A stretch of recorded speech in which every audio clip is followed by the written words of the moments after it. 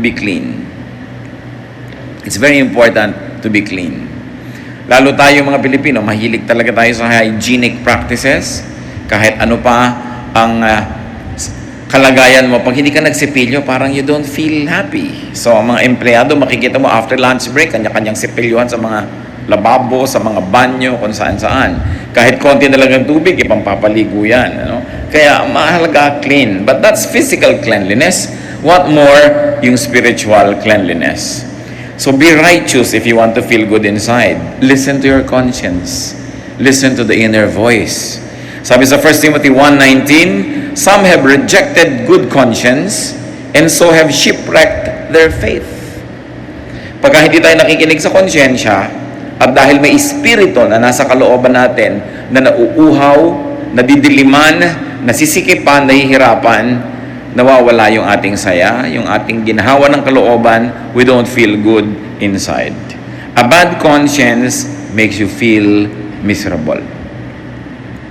Kaya mayroong mga tao na kahit na magtagumpay, kung alam nilang nandaya sila, mayroong small voice speaking to them. Kahit na parang mayaman ka, marami kang kinita, pero alam mong may dinaya ka, mayroong nagsasalita sa'yo. Hindi makukumpleto ang iyong kaligayahan. So that's the first requisite for us to feel good inside. Be clean spiritually. And then be nourished by God's Word.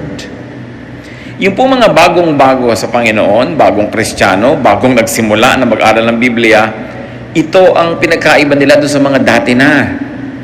Lagi sila nagbabasa, nauuhaw, nag-aaral. Kaya merong apoy na mainit, merong sigla, merong lakas na espiritual, yung mga bagong-bago ang relasyon sa Panginoon. Sadly, many people who are already in the Lord for many, many years begin to lose the habit of reading God's Word. Kung minsan nagiging dependent na lang sa mga instant Bible study guides, mga instant inspirational guides, at hindi na talaga napag-aaralan at nababasa yung salita ng Diyos. It's important for us to feed on God's Word. Why? Because there's the Holy Spirit in you. Kung yung katawan natin, pinapakain natin ng physical food, physical drink, yung spirit naman sa atin, kailangan pakainin mo ng God's Word. It's very important. Many people who begin to wonder why they have lost the initial joy of the relationship with God will find that most of the time what is neglected is Bible reading. Yung Bible reading na hindi nagmamadali, yung talagang naghahanap ng katuruan, ng mga utos na susundin, ng mga bagay na dapat tigilang gawin, mga bagay na dapat simulang gawin, at mga pangako na dapat ay angkinin. Psalm 119:105, your word is a lamp to my feet and a light for my path. You know that light gives comfort. A lamp gives you security. And very importantly, God's word detoxifies. Marami ng uso ngayon. Bismillah, uminom ka ng ganitong herb, uminom ka ng ganong gamot, gawin mo ito, gawin mo yan, para alisin yung mga lason sa iyong katawan. Para daw luminis ang ating dugo, luminis yung ating circulatory system, lahat-lahat ng yan. Pero ang talagang panglinis ng mga spiritual toxins ay yung salita ng Diyos. Daig talaga niyan kahit ano pang gamot ang maiisip mo. Kasi yan ang nagmumula sa puso ng Panginoon. It's not important just to read, but it's very important to meditate on God's words. Kaya dapat talaga ang taong mananatili yung joy sa kanyang puso, yung malalim na kaligayahan, nagbabudget siya ng oras, naglalagay talaga siya ng panahon para magbasa ng salita ng Diyos araw-araw. Kung yun man ay sa umagang-umaga, sa tanghali o sa gabi, kung ano yung hiyang sa inyo na panahon, pero kailangan ipinaglalaban yan.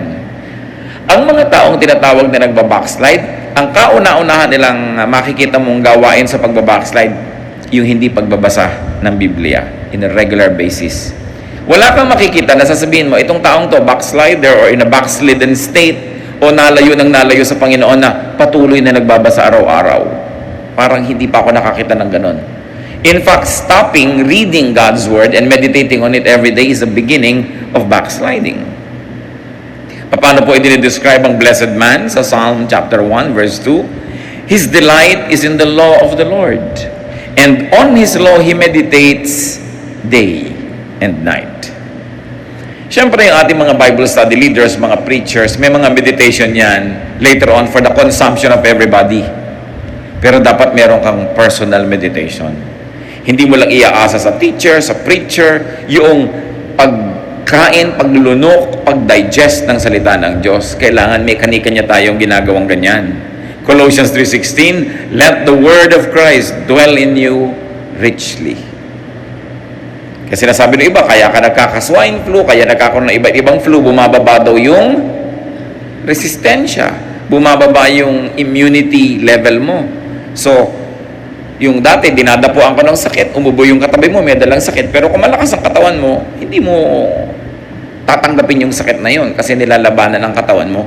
At ganoon dapat yung espiritu natin. Lagi tayong may intake of God's Word para pag dumadating yung temptation, dumadating yung mga pagsubok, yung mga hirap, hindi ka nun naigugupo kasi may panglaban ka.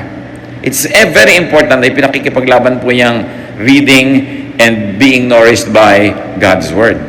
Meditation gives perspective.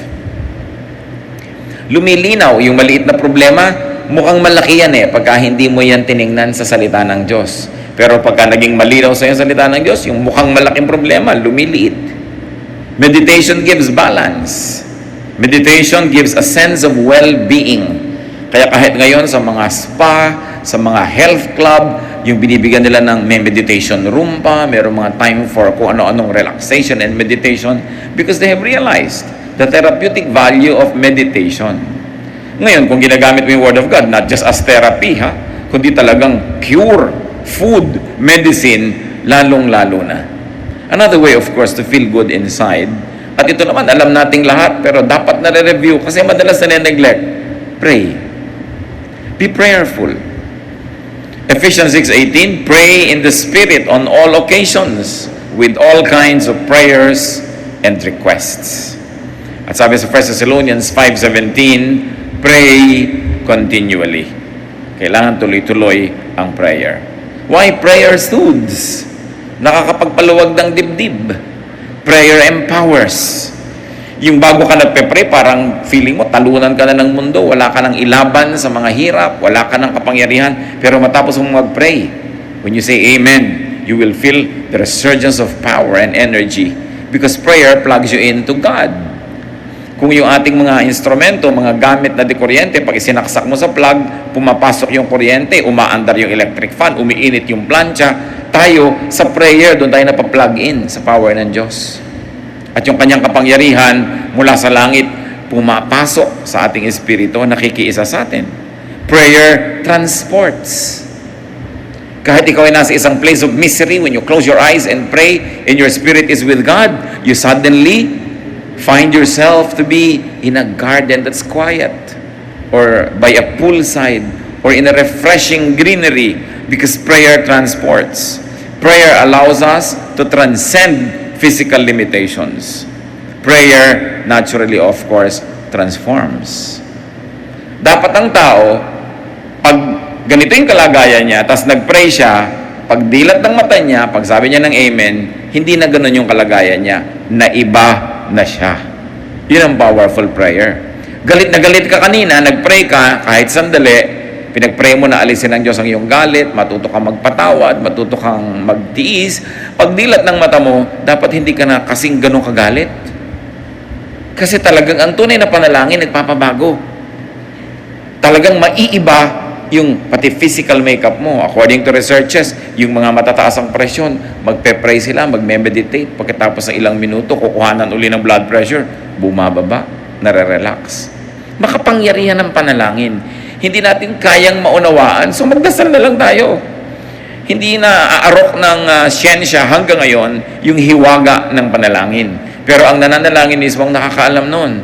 Kaya magtataka kayo mga iba, mananampalataya, may daladalang Biblia, sinasabi Kristiyano sila, pero warrior. Laging nagwo-worry. Pero ang kasabihan nga, why worry when you can pray? Nagwo-worry ka, baka ka magutom bukas, ano magagawa mo? Mag-pray ka. Nagwo-worry ka tungkol sa mahal mo sa buhay na ang layo-layo, baka nasa panganib. Kaya mo ba siyang iligtas? Nandito ka. So you pray. Why worry when you can pray?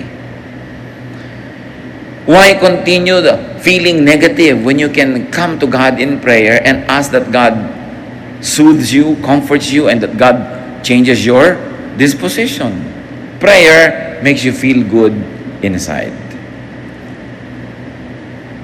How else do we feel good inside? Be one, inside and out. Eliminate, minimize contradictions within you. Dapat pag nakangiti ang labi mo sa isang tao, pati puso mo nakangiti talaga sa kanya. Mahirap yung nakangiti yung labi mo pero nakasimangot yung puso mo. Yun yung hati ka. Hindi ka sasaya nun. Walang taong hati na sumaya. Kailangan, nando ka sa cause na gusto mo. Hindi dun sa labagang yung kalooban. Dapat, sinusuportahan mo yung mga taong gusto mo talagang suportahan. Minamahal mo yung gusto mong mahalin. Ginagawa mo yung talagang gusto mong gawin. Kasi pag hindi mo pa ginawa yung gusto mong gawin, sinong gagawa nun para sa'yo? Ang pinag-uusapan siyempre natin yung mga gawain na hindi naman pinagbabawal ng Diyos. Yung pagdadalawang isip, pagdadalawang loob, nagtatanggal yan ng kapayapaan at katahimikan. Kaya mga kapatid,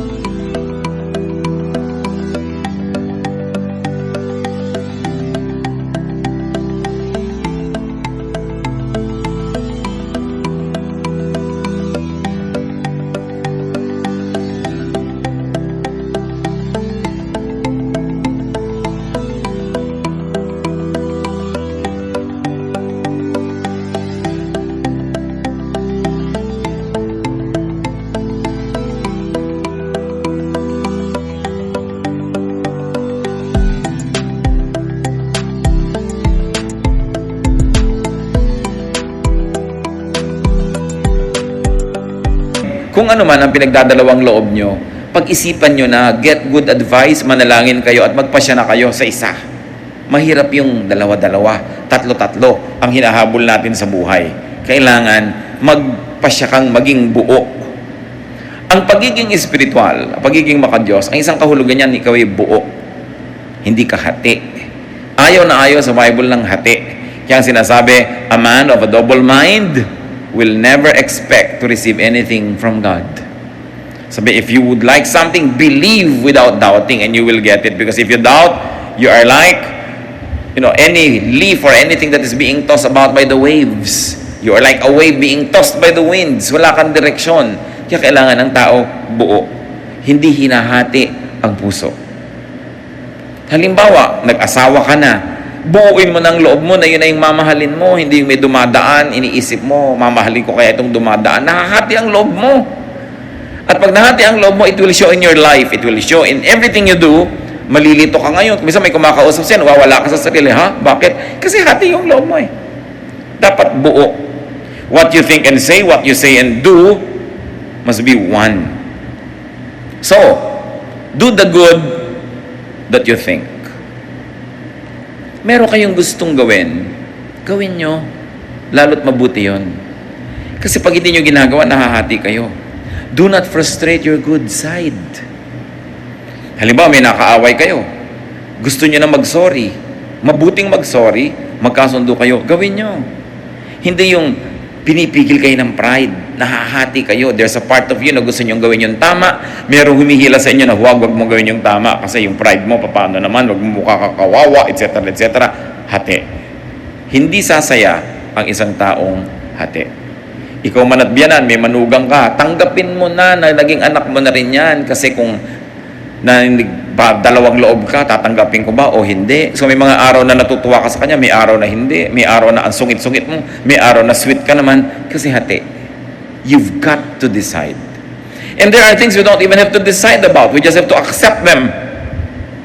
Katulad ng sinasabi ko, biyanan mo, manugang mo, tatanggapin mo na yan. Wala ka ng choice. Bakit mo palilituhin ang sarili mo kung magiging devoted ka ba, mamahalin mo ba, papadalhan mo ba ng ulam, susuportahan mo ba? Gawin mo na lang yung tama kasi laging may nagtatalo sa kalooban natin. Yung maganda at yung hindi maganda.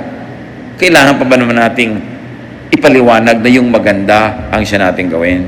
Sabi ng Panginoon sa Matthew 12:25, Jesus said, every kingdom divided against itself will be ruined. And every city or household divided against itself will not stand. Kung ang isang kaharian na hati ay matutumba, kung ang isang bahay na hati ay guguho, ano ang mangyayari sa isang puso na hati? Kaya dapat hindi hinahati ang puso. Huwag na nating lilituhin ang ating mga sarili. At kabaligtaran ng do the good that you want to do, bakit natin pinag-uusapan to? Marami pong tao, alam nila yung magandang gawin, gusto nilang gawin, pero may pumipigil sa kanila. Mga tatay, gusto nila halimbawa akbayan yung anak nilang lalaki na maging tender and nice sila sa anak nila, pero hindi, this is not the macho thing to do. So, pinipigil yung paggawa ng mabuti. Why? It's good. Hindi mo naman laging pwedeng yakapin yung anak mo, hindi naman laging available. So, why not do it?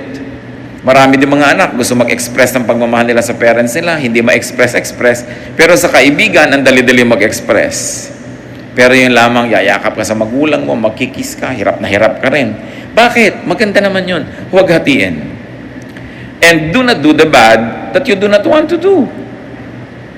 Alam naman natin yung masama, alam natin ayaw natin gawin, pero madalas nagagawa. Romans 7:19, for what I do is not the good I want to do. No. The evil I do not want to do, this I keep on doing. Sabi ni Paul. Ako na nga, sabi, ito yung gusto kong gawin na mabuti, hindi ko nagagawa. At yung ayaw kong gawin na masama, yun na lang ang madalas na nagagawa ko. Hati. Dapat hindi ganon. Walang taong sasaya paghati siya. Meron pa pong isang nagpapasaya ng kalooban. Again, premise on the fact that the Holy Spirit of God resides in us, that we were created in God's image. You want to be happy inside, you want to feel good inside, be noble. Nourish your nobility, your greatness. Nourish your God-likeness. Genesis 1:27, so God created man in His own image. Ang ating wangis, wangis ng Diyos. Ang espiritu natin, espiritu ng Diyos na ibinigay sa atin. Ginawa tayo upang maging mahalaga, mataas ang uri. Psalm 139 verse 14, I praise you because I am fearfully and wonderfully made.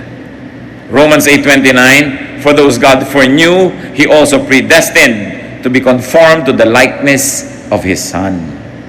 Tayo, kamukha ng Diyos, nilikha, ginawang tao, naligaw, na iba yung itsura, pero ang goal ngayon bumalik na maging kamukha uli ng Diyos through the Lord Jesus Christ. So ano ang purpose ng buhay? Maging kamukha uli ng Diyos. Maging kapareho ng Diyos ang isip, ang puso, ang gawain. At ang tao, pinakamasaya pagka yung kanyang wangis, yung gawa niya, yung sitwasyon niya sa buhay, malapit sa wangis ng Diyos. Kasi yun ang likas, yun ang totoo, yun ang natural sa atin. Parang mga baboy, ano ay kinakatuwa niyan? Maglublob sa putik. Kalabaw, ano ay kinakatuwa? Maglublob sa tubig at sa putik. Kasi yun ang nature nila Baboy sila, kalabaw sila. Diba? Ano ang ikinaliligaya ng ibon? Lumipad. Kaya ibon man may layang lumipad. Kulungin mo at umiiyak. Kasi nature niya yun na lumipad. Anong nature ng tao? Maging kamukha ng Diyos. Kasi nilikha tayo na kamukha ng Diyos. At nung tayo'y nadapa at naligaw, kaya si Jesus ay namatay para sa atin tayo tubusin, para makabalik tayo dun sa daan, pagbalik dun sa magiging kamukha muli ng Diyos. So what is the goal of life? Christ-likeness. At kung gusto mo to feel good inside, be Christ-like, be God-like, be noble. Maging kagalang-galang. Kaya di ba pagka ikaw ay dumarating at binibati ka ng maganda, you feel good, ginagalang ka?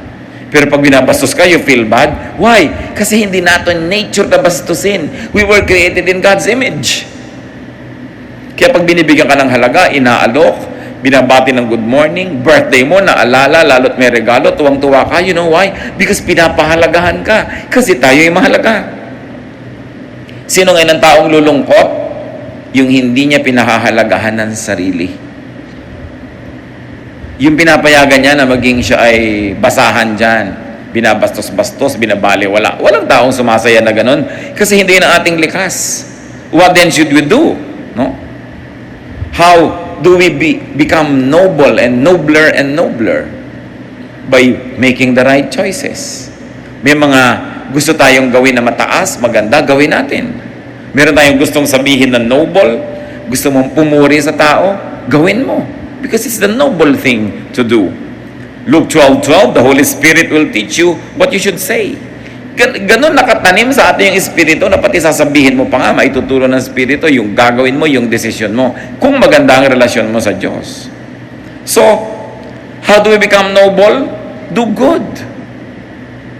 We are most noble when we do good. We are least noble when we do things that are bad. Kaya nakikita nyo yung mga nahuhuli sa akto na gumagawa ng mali. Pinagmamalaki ba nila yun? No. Kasi hindi yun ang gusto natin na malaman ng tao tungkol sa atin. Kasi hindi tayo talaga ganun. Dapat maging mabuti at maging mabait. Because that is what is noble. Yung mabuti, inclination yon. This is the nature of the heart, mabuti. Yung mabait is kabutihan in action, nagiging kabaitan. So mabait ka, mabuti ka. Mayroong mga taong mabuti pero hindi mabait. Mabuti sila, hindi sila gumagawa ng masama. May intensyon silang gumawa ng mabuti pero wala namang action. Kailangan may action. Yun ang kabaitan. How do you feel noble? Kailan tayo nakakaramdam, mga kapatid, na ang taas-taas ng pagkatao mo? When you give more than you get, you feel noble. Yung nagbibigay ka, taos puso, you feel noble kesa ikaw yung binibigyan. Di ba? Hindi masarap yung feeling na ikaw yung binibigyan. Pag masarap ang feeling mo nun, something's wrong. Pero usually, mas masarap yung nagbibigay ka kesa yung namamalimos ka, kesa ikaw itong kinakahabagan. Mas masarap yung ikaw yung nahahabag because to give is noble. Do not get, then just forget. Kasi halimbawa, dumating yung point, ikaw ang tumatanggap, ikaw ang binibigyan. How will you become noble now? Ikaw yung naging recipient, nagbabayad ka ng utang na loob, nagsusukli ka, gumagawa ka ng mabuti. Kaya pag may gumawa sa atin ng mabuti, pagkatapos na-empower naman tayo, lumakas, tayo naman yung gumagawa ng mabuti sa kanila, you feel good. Because it's your nature to feel good that way. You want to feel noble, give more than you get. Give more than you receive. Do not just get and forget. Pagka kayo hingi lang ng hingi, kuha ng kuha, tapos hindi tayo marunong magsukli, gumawa ng mabuti, yung konsyensya nyo, binabagabag din kayo. You will not feel good. Hanggang hindi kayo nagsusukli ng kabutihan. Do not receive what you cannot reciprocate. Mga babae, nililigawan kayo, o ngayon kahit lalaki, naliligawan na rin. No? So, ang nangyayari, huwag kayong tanggap ng binibigay sa inyo kung wala naman pala kayong pagtingin. Hindi nyo naman pala susuklian ng isang kindat o isang holding hand o isang yakap. Wala pala kayong balak isukli o ipalit. Huwag yung tanggapin. Because that is not the noble thing to do. It's important to be noble. And nobility has nothing to do with wealth. May mga tao ang yayaman pero hindi noble ang mga pamamaraan nila. Hindi noble yung kanilang karakter. May mga tao ang hihirap pero ang taas ng pagkatao. Alam mong taong-tao ito kahit walang pera. Walang kinalaman ng pera dyan. And when we are noble in our ways, we feel good. Another way to feel good inside, be classy. Dapat class act. Hindi ko sinabing maging mahal ang damit mo, maging expensive yung taste mo, pero may class ka. What do you mean? Do not do, do not say, do not think what makes you appear or feel cheap. Meron na ba kayong nagawa na sabi na pagkatapos na nagsisisi kayo dahil nagmukha kayong mumurahin? Huwag niyong gagawin yun. No? Alam mo, gusto mo isang tao pero ayaw sa'yo, huwag mong ipagdutdutan ang sarili mo kasi magiging cheap ka. Yung dadaan siya doon, nandun ka nakakalat. Yung pupunta sa room na yun, nandun ka. Yung parang wala ka nang ginawa kundi planuhin siya abangan. It's cheap. No? Do not appear and do not feel cheap. Lalo ikaw babae, hindi ka naman pinapansin. Ikaw pa tong laging nakakalat dyan. You know, it's cheap. It will not make you feel good. Magkakaroon ka lang ng immediate pleasure dahil napagbigyan mo yung hilig mo.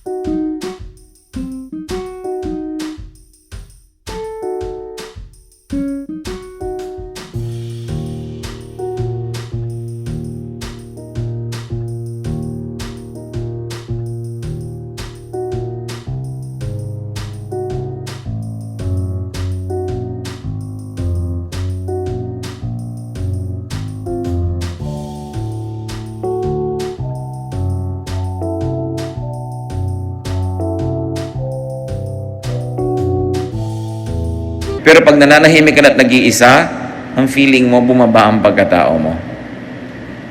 You want to be happy inside? Be classy. Beware of addictive things and addictive habits. Lahat ng bagay na nakaka-addict, nakakapagpa-cheap. Nakita niyo mga ibang tao na antitino, ang gaganda ng behavior, nung naging drug dependent, pati sariling nanay ninanakawan, sariling anak ninanakawan, kasi naging addict. Addicts compromise and degrade themselves just to get a fix. Kaya maraming antitinong babae nung naging drug dependent, pati katawan ay pinagbibili sa murang halaga, makakuha lang ng kailangan niyang gamot. Addiction cheapens people. Kahit anong addiction yon. Addict ka halimbawa sa sugal. Addict ka halimbawa sa isang uri ng pagkain. All kinds of addictions. Kaya ang isang message ni Lord Jesus Christ is freedom. Sabi, moderate yourself, moderate your lifestyle that you do not become dependent on anything or anyone. Sabi ni Paul, we have learned to be content in whatever situation. Sa init at lamig, sa gutom at busog, sa meron at wala. Sabi ganon, natututo kami maging kontento. Because anything that you will desire can become your master. And to have a master, no matter what, basta hindi ang Panginoon yon, can cheapen anybody. So do not degrade yourself. Isang payo sa mga umiibig, kung talagang ayaw sa inyo, wala kayong magagawa para kayo magustuhan. Habang nandiyan kayo at nagpipilit, lalo lang kayong nakakaayawan. At lalo lamang bababa ang pagtingin sa inyo, lalong lumalayo yung pag-asa niyong magustuhan kayo. Subukan yung talikuran at iwan, baka sakali pa. Pero yung hahabol-habol ka, wala kang pag-asa. Paminsan-minsan baka pagtiyagaan ka, lalo't wala namang ibang tao, pero gusto mo yung pinagtiyatsagaan ka lang, o pinagbibigyan. So kung ayaw, di wag. If you don't like me, we both lose. Dapat ganun ang policy mo. Do not allow others to degrade you. Save yourself from degrading situations. Katulad nung kwento sa Luke 15:13-18, yung prodigal son. Anong ginawa niya? Hiningi niya yung mana niya, nilustay niya, pagkatapos naghirap siya sa isang foreign land, naging trabaho na lang siya doon, taga-alaga ng baboy. Hindi naman siya pinapakain. Kinakaingitan pa niya yung baboy dahil kumakain sa oras, siya hindi. So, nagising siya sa katotohanan. Sabi niya, hindi ito dapat. Sabi ganoon, uuwi ako sa tatay ko, hihingi ako ng tawad, at mamamasukan na lang ako sa kanyang katulong. Kasi ang mga katulong ng tatay ko are better fed than I am. Sabi ganoon, tatanggapin ko yung aking pagkakamali, hihingi ako ng tawad, but I will stop the situation from degrading me. Kung meron sa atin ngayong mga kapatid nasa isang situation kasi very degrading, get out of it. Halimbawa, hindi naman kayo ang asawang tunay, tapos mga 3 times a year lang kayong sinisipot, no? Sa ilalim pa ng silong ng Fort Santiago. Nakaka-degrade yun sa inyo. Bakit hindi niya kayo mabigyan ng panahon niya? Bakit iaabang niyo yung buong sarili niyo sa kanya? Diba? You degrade yourself. You deserve a better treatment. You have only one life to live on this earth. There is eternal life, yes, but here only one. So bakit mo papayagan na dadaya ka? Yung hahabol-habol ka sa hindi naman pwedeng managot sa'yo. Kino-commit mo yung sarili mo sa hindi naman nagko-commit sa'yo. That's not the way to deal with yourself. You know why not? Because you are fearfully and wonderfully made. You are the temple of the Holy Spirit. God's Spirit dwells in you. So huwag nating kalad ka rin sa pagiging mumurahin. Kailangan pinapahalagahan natin ang ating sarili. Nandun na tayo, paminsan-minsan nagkakalimot tayo, nagkakamali, nabubulag ng damdamin, pero dapat hindi nagtatagal. Alam mo dapat yung ginagawa mo, walang kakauwian. Kung nakikipag-business partnership ka sa isang paraan na talagang yung pagkatao mo, yung paniniwala mo, prinsipyo mo, nilululun mo na dahil hindi mo talaga masikmura, get out of it. You are in a relationship that doesn't have any respect for your personhood and your dignity, get out of it. God has something better for you. Kung minsan nadadaya tayo na yun na lang ang pag-asa natin, akala ng iba, ito na lang magmamahal sa akin, wala nang iba, so hindi baling ginaganito na ako. Hindi yung totoo. Alam ng Diyos ang ating sitwasyon. At meron tayong katapat na mas bagay. Katapat na hanap buhay, katapat na trabaho, katapat na profesyon, katapat na kaibigan, kasama sa buhay, kasama sa bahay. Don't settle for what is not very good for you. And those that do not settle for nothing but the best, usually get the best. Kailangan tinataasan din natin yung ating standard. Hindi dahil tayo mayabang, but, let me be emphatic, because you were fearfully and wonderfully made. And not only that you were made great by God, that God breathed His life into you and into me, but Jesus gave His life for our redemption. Ganun ang halaga ng tao. Dapat marunong tayong magpahalaga sa sarili. Huwag niyong ipagsiksikan ang sarili niyo sa hindi nagpapahalaga sa inyo. It's unfair to the Spirit that lives in you, and it's unfair to yourself. How to feel good inside? Do not go for desires that compromise your dignity and inner worth. Kasama na dyan yung mga physical desires and emotion. As you can see, related lahat ang pinag-uusapan natin. Titus 2:12, the grace of God teaches us to say no to ungodliness and worldly passions, and to live self-controlled, upright, and godly lives in this present age. Ang tanong, what desires, what feelings make you cheap? Dapat natin identify yon. Kita nyo si Joseph. He was very young, very handsome. He became a worker in the household in Egypt. At yung misis dun sa bahay na yun, nagkagusto sa kanya. Lagi kasing wala si mister. So inaakit-akit niya si Joseph. Genesis 39, 6-8. Now Joseph was well built and handsome. And after a while, his master's wife took notice of Joseph and said, "Come to bed with me." But he refused. Kita ninyo, si Mrs. Potiphar was refused by a slave boy. So why put yourself in a situation where you can be refused? So in a manner of speaking, because of her desire, she cheapened herself. But of course, Joseph being a man must have also the desire. But mas pinahalagahan niya yung dignity niya. Tsaka yung relasyon niya sa Diyos. Sabi niya, how can I do this and sin against God? No? So hindi niya pinatulan itong nang-aakit sa kanya. Sa Luke 4:3-8, ganyan din ang nangyari sa Panginoon. Inaakit ni Satanas na sumamba sa kanya. Bibigay ko to sa'yo, bibigay ko to sa'yo, bibigay ko to sa'yo. Sabi ni Lord, get behind me, leave me. God says that I should not. To paraphrase what happened. So, kung ikaw naalok ng isang bagay na gusto mo at hindi mo na isip-isip na sa paghahangad mo sa bagay na yon, bababa ang kalagayan mo, madadaya ka nga. Kaya nagsisimula tayo mga kapatid sa mataas na pagtingin sa sarili. Hindi pagyayabang, hindi pride, but to remember who you are, that you are God's child, that you were created in God's image, and Jesus died so that you could be like Him again. Pag naaalala natin yun, na may mataas tayong kalagayan, mataas na calling, then hindi ka papayag na ginaganong-ganong ka lang. Pag tayo inaapi-api, kinakawa-kawawa, binabaliwala, ang dapat mong gawin, remember who you are, that you are fearfully and wonderfully made. At sabi nga ng Ephesians 4:30, which we have already read, do not grieve the Holy Spirit. Pagka binababa natin ang ating pagkatao, we grieve the Holy Spirit.